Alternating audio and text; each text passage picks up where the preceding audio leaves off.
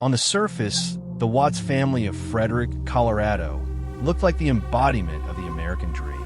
Chris Watts was a quiet, seemingly devoted husband who worked as an operator at Anadarko Petroleum. His wife, Shanann, was a vibrant, energetic woman who devoted herself to their family while building a side business with a health and wellness company. Their two daughters, 4-year-old Bella and 3-year-old Celeste, were bright, bubbly, and inseparable. Shanann was also pregnant with their third child, a boy they had already named Nico. From the outside looking in, the Wattses were living a picture-perfect life. A beautiful home in a suburban neighborhood, family vacations, smiling photos posted on social media, and a marriage that seemed, at least publicly, unshakable. Shanann often shared updates online about her love for her husband and children. To friends and family, she was a model wife and mother, dedicated, supportive, and full of pride for the life she was building. But behind this carefully crafted facade lay a darkness so chilling, it would eventually shock the nation and the world. What unfolded in August 2018 was not just a murder. It was an annihilation of a family at the hands of the very man who was supposed to protect them. To understand what happened, one must look at the growing cracks in Chris and Shanann's marriage. Friends described Shanann as outspoken and confident, while Chris was quiet and reserved. For years, the contrast seemed to balance them. But by 2018, the couple's relationship had begun to strain. Financial pressures weighed heavily on them. Their house had been in foreclosure once, and they were juggling debt. Shanann's frequent travel for her business sometimes left Chris at home with the kids. And while she poured her energy into growing her career, Chris began pulling away emotionally. Unbeknownst to Shanann, her husband had embarked on an affair with a coworker, Nicole Kessinger. Nicole believed Chris was nearing the end of a divorce and was charmed by his quiet demeanor. The two exchanged countless phone calls, text messages, and shared fantasies of a new life together. Chris, once the shy, overlooked man in Shanann's shadow, suddenly felt desired, powerful, and free. But there was one glaring problem: his family.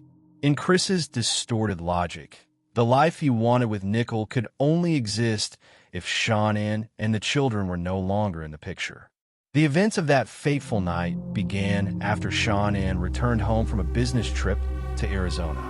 A friend and colleague dropped her off at around 1:48 a.m. Shanann, exhausted and 15 weeks pregnant, walked into the house unaware that her husband had already made a plan to erase her and their children from existence. According to Chris's later confession, an argument began in the bedroom. Shanann, having sensed his emotional distance for weeks, confronted him about the affair and their deteriorating marriage. When she told him he would never see their children again, Chris snapped. In a sudden, violent burst of rage, he strangled Shanann to death.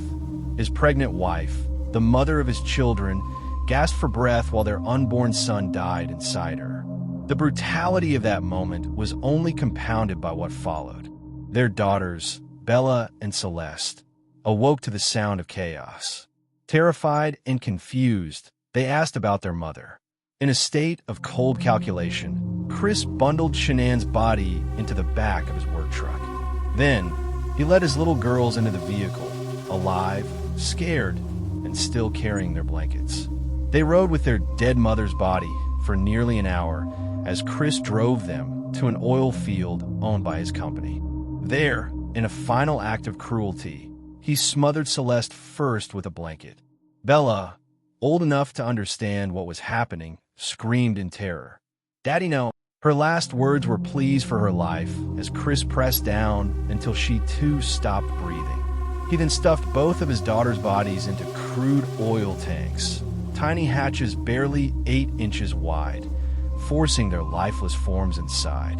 Shanann's body was buried in a shallow grave nearby. Chris Watts had not only murdered his family, he had done so with cold premeditation and a chilling lack of remorse. Hours later, Chris attempted to resume life as if nothing had happened. He texted co-workers, chatted with his mistress, and even sent Shanann a casual message knowing full well she was dead. But his carefully constructed mask began to crack almost immediately. When Shanann's friend, Nicole Atkinson, couldn't reach her that morning, she grew alarmed. Nicole had dropped Shanann off only hours earlier and knew something was wrong. She called Chris, who was strangely nonchalant, and then contacted the police. When officers arrived, Chris put on a show. Body cam footage from that day captured him pacing nervously, offering explanations that sounded rehearsed. He suggested Shanann might have left with the kids. He gestured around the house, pretending to be concerned. But even in those first hours, something about his behavior didn't feel right. Neighbors later told investigators that Chris appeared unusually calm for someone whose pregnant wife and daughters had just vanished. Surveillance footage from a neighbor's camera showed him backing his truck into the garage in the early hours, something he never did before. The pieces of his deception were already falling apart. In the days following the disappearance, Chris gave multiple interviews to local television stations, pleading for his family's safe return. But his performance was hollow. His words lacked emotion. His body language betrayed him. Arms crossed, eyes shifting, no tears shed.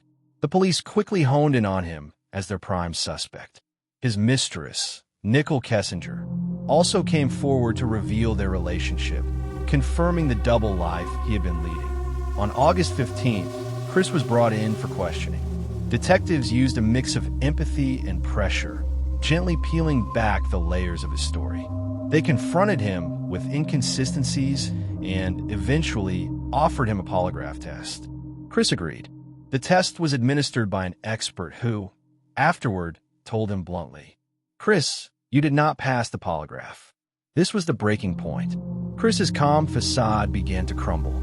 He first claimed that Shanann had killed the children, and in a fit of rage, he killed her in retaliation. But the detectives, seasoned in the art of interrogation, didn't buy it. Bit by bit, the horrifying truth emerged. Chris had murdered them all. Finally, confronted with overwhelming evidence and the impossibility of maintaining his lies, Chris confessed to the killings. His demeanor during the confession was chilling. There were no floods of tears, no visible breakdown, just a cold, flat delivery of how he ended the lives of his wife and daughters. The nation recoiled in horror. How could a man who appeared so ordinary, so unassuming, murder his pregnant wife and children in such a brutal manner? The answer lay not in sudden madness, but in a calculated choice. Chris wanted a new life, with freedom, with his mistress, without the responsibilities of fatherhood or the demands of a struggling marriage. And in pursuit of that fantasy, he was willing to erase his entire family. Faced with undeniable evidence, Chris Watts accepted a plea deal to avoid the death penalty. On November 19, 2018, he was sentenced to 5 life sentences without the possibility of parole, plus 48 years for the unlawful termination of Shanann's pregnancy, and 36 years for 3 counts of tampering with bodies. In court, Shanann's family gave heart-wrenching victim impact statements. They spoke of Shanann's kindness, her love as a mother, and the joy she found in her children. They described Bella and Celeste's innocence, their laughter, and the devastation of losing them. Chris sat silently, staring forward, never once looking at Shanann's grieving parents. His lack of remorse only deepened the public's revulsion. The Watts case captivated the world not only because of its brutality, but because of its betrayal. Chris Watts was not a career criminal, nor a stranger lurking in the shadows. He was a father, a husband, a man whose role was to nurture and protect. Instead, he embodied the darkest form of domestic violence, family annihilation. The case has since been studied by criminologists, psychologists, and law enforcement experts as a chilling example of how ordinary appearances can mask dangerous intentions. Documentaries, podcasts, and books have dissected every angle of the story, trying to answer the haunting question, why? Nicole Kessinger vanished from public view after the case, living under assumed identities.